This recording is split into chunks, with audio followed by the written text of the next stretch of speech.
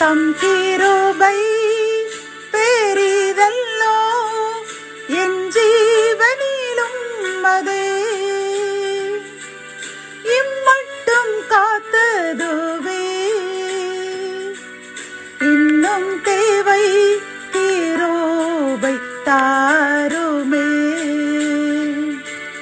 இன்னும் தேவை கிருபை தாருமே. தேவனுக்கே மகிமை உண்டாவதாக. 23/1/2026 இன்று நாம் அறியவிருக்கும் கிருபையின் வார்த்தைகள் சங்கீதம் 52:2.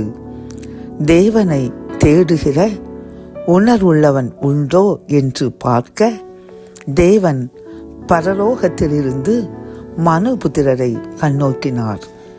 கத்தோலிக்க வேதாகமம் இவ்வாறு கூறுகின்றது: கடவுள் விண்ணகத்தினின்று மானிடரை உற்று நோக்குகின்றார். மதி நுட்பமுள்ளவர், கடவுளை நாடுபவர் எவராவது உண்டோ என்று பார்க்கின்றார் என்கின்றது.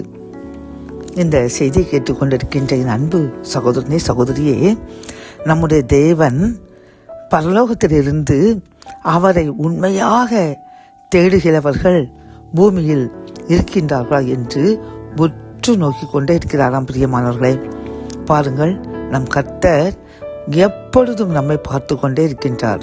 எடுத்துக்காட்டாக, ஒரு இடத்தில் ஒரு சிசிடி கேமரா நம்மளை கண்காணிக்கின்றது என்று நினைக்கும் பொழுது நாம் எவ்வளவு பயபக்தியாக இருப்போம்.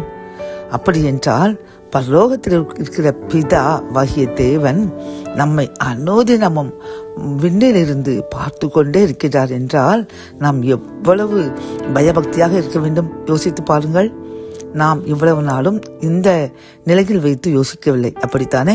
இன்றிலிருந்து இந்த செய்தி கேட்டுக்கொண்டிருக்கின்ற நாம் அனுதினமும் நம்முடைய ஒவ்வொரு செயல்களையும், நம்முடைய ஒவ்வொரு அசைவுகளையும் பரலோகத்திலிருந்து தேவன் பார்த்து கொண்டே இருக்கின்றார் என்ற உணர்வோடு பரிசுத்தமாக வாழ்வோம்.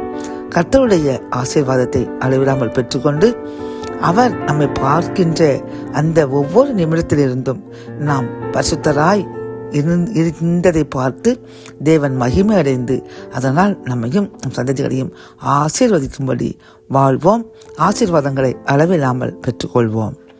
ஜபம். என் அன்பு தகப்பனே, உம்மை தேடுகிற உணர்வுள்ளவன் உண்டோ என்று நீர் பரலோகத்திலிருந்து எங்களை கண்ணோக்கி கொண்டே இருக்கின்றீர் என்று நாங்கள் உணர்கின்றோம். அப்பா, இன்றிலிருந்து நீர் எங்களை பார்த்து கொண்டே இருக்கின்றீர் என்ற உணர்வை நாங்கள் பெற்றுக்கொள்கிறோம்.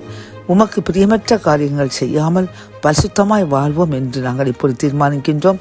நீரும் உமக்கு பிரியமாய் வாழ எங்களுக்கு வழிதாங்க. அதன் மூலம் எங்களையும் எங்கள் சந்ததிகளையும் ஆசீர்வதிங்க. மீட்பர் இயேசுவின் முன் ஜெபம் கேளும் நல்ல தகப்பனே. ஆமென்.